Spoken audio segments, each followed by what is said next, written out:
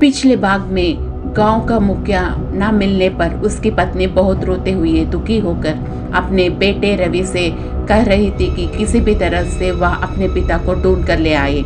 ये देखकर रवि ने अपनी माँ को हिम्मत दी और कहा कि वह किसी भी हालत में अपने पिता को लेकर आएगा। लेकिन रवि भी अपने दिल में बहुत दुखी था। जितने भी ढूंढा लेकिन अपने पिता को कहीं नहीं पाया। तुरंत रवि ने सीआई रंजित को फोन किया और ऐसे कहने लगा, हमारे पिता को गायब हुए 1 हफ्ते हो गया। मैंने तुरंत आकर शिकायत दर्ज की थी, लेकिन अब तक आपने कोई इंक्वायरी नहीं की है। मैं भी हर तरह से बहुत कोशिश कर रहा हूँ। आप भी सभी दिशाओं में जांच कर तो बहुत अच्छा होगा। कृपया आप हमारी मदद करें, करके बोला।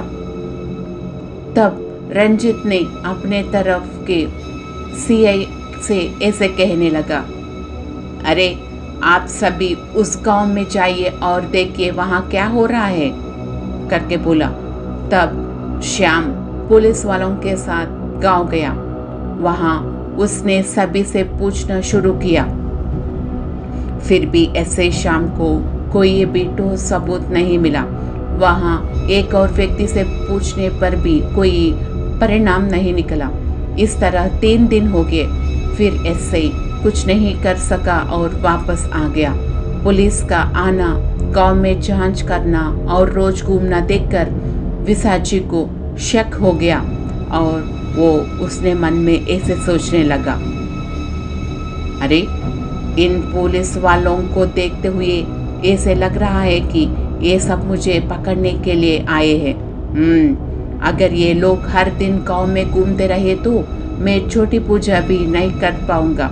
इसलिए मैं यहाँ पूजा करना छोड़कर गुफा में ही पूजा करना बेहतर समझता हूँ, करके पिशाच ने उस दिन से अपनी क्षुद्र पूजा गुफा में ही शुरू कर दी।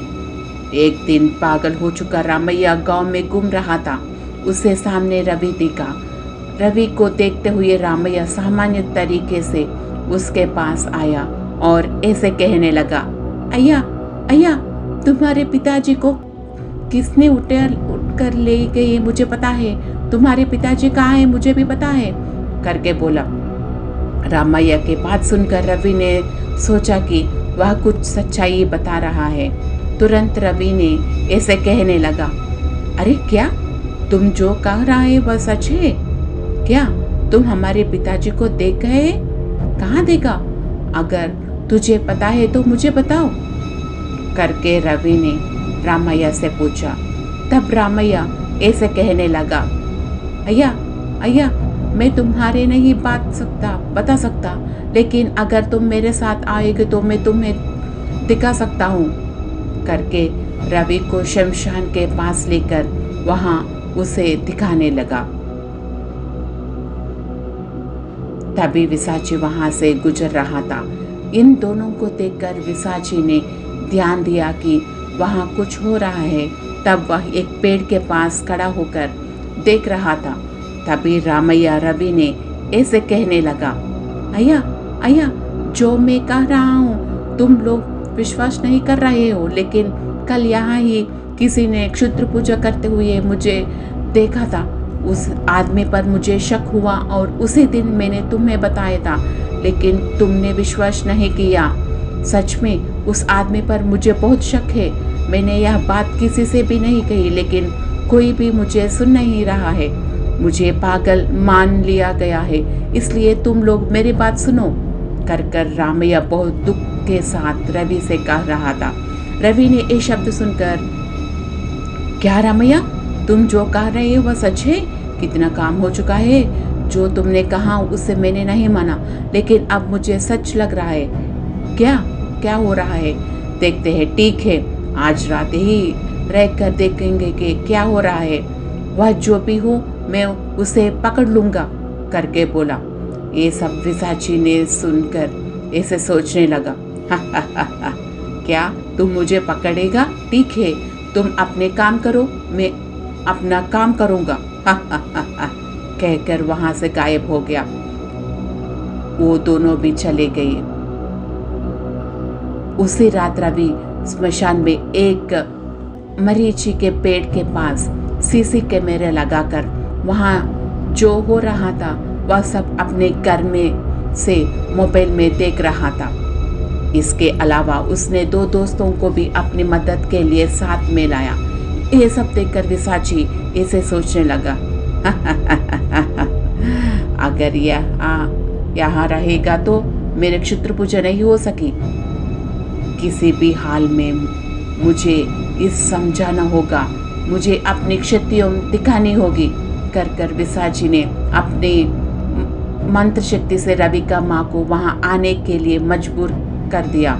इतने ही नहीं, उसने उसे उसी तरह से बैठाया जहाँ वह अपनी क्षुद्र पूजा कर रहे हो और उसे एक मंत्र गुण में बिठा दिया। ये सब सीसी कैमरा में रवि ने देखा और उसे समझ में नहीं आया कि क्या हो रहा है और ऐसे सोचने लगा, अरे माँ क्या हो रहा है? स्मशान में पूजा कर रही है क्या? ये सब जानबूझकर कर रही है या फिर वहाँ बिना जानबूझे कर रही है? मुझे समझ में नहीं आ रहा है करके बोला। जिस समय रवि का माँ क्षुद्र पूजा कर रही थी, अचानक उसकी आंखों में घुमा कर वहाँ गिर पड़ी। रवि ने अपने 2 दोस्तों की मदद से उसे अपने घर लाकर ले आया। रवि ने अपने माँ से अगले दिन ऐसे पूछने लगा, माँ तुम रात को स्मशान में क्या कर रही थी? क्या तुम जानबूझकर ये सब कर रही थी? जो कुछ भी हुआ वो सच बताओ कर बोला। ये सब सुनकर रवि का माँ ने रवि से, अरे बेटा मैंने क्या किया? तुम्हारे लिए रात को 10 बजे तक इंतजार किया और जब तुम नहीं आया तो सारे लाइट्स बंद कर मैंने लेट गई। फिर उसके बाद क्या हुआ मुझे नहीं पता, क्या हुआ करके पूछा। ये शब्द सुनकर रवि ने अपने माँ से, क्या? तो इसका मतलब तुम रात को कहाँ गई थी? तुम्हें याद नहीं? तुम रात को मेरे लिए इंतजार कर रही थी क्या? तुम बाहर आकर कुछ किया करके बोला। तब रवि के माँ ऐसे बोलने लगी, अरे बेटा यह कैसे तुम्हें पता? जब मैं तुम्हारे के लिए इंतजार कर रही थी, एक आदमी आया। उसे मैंने कहा कि हम उसे बचा हुआ खाना देंगे और फिर मैंने अंदर जाकर उसे खाना दिया, बस इतने ही करके बोली। इसके बाद रवि ने तुरंत अपने दोस्त अशोक को फ़ोन किया और ऐसे बोलने लगी, अरे अशोक मुझे एक छोटा समस्या आई है। हमारे पिताजी 1 हफ्ते से लापते हैं। ये बात पूरे गांव में फैल हुई है। जितने भी खोजा कुछ नहीं मिला और इस बीच माँ पर भी कुछ अजीब हो गया है। अगर यह सब देखते तो मुझे कुछ गलत हो सा लग रहा है। अगर तुम्हारे पास कोई सलाह है तो बताओ करके रवि ने पूछा। ये शब्द सुनकर अशोक, अरे रवि तुमने अब तक मुझे यह क्यों नहीं बताया? कोई बात नहीं, डरो मत। ये सब देखकर ऐसे लगता है कि कुछ ना कुछ हुआ है।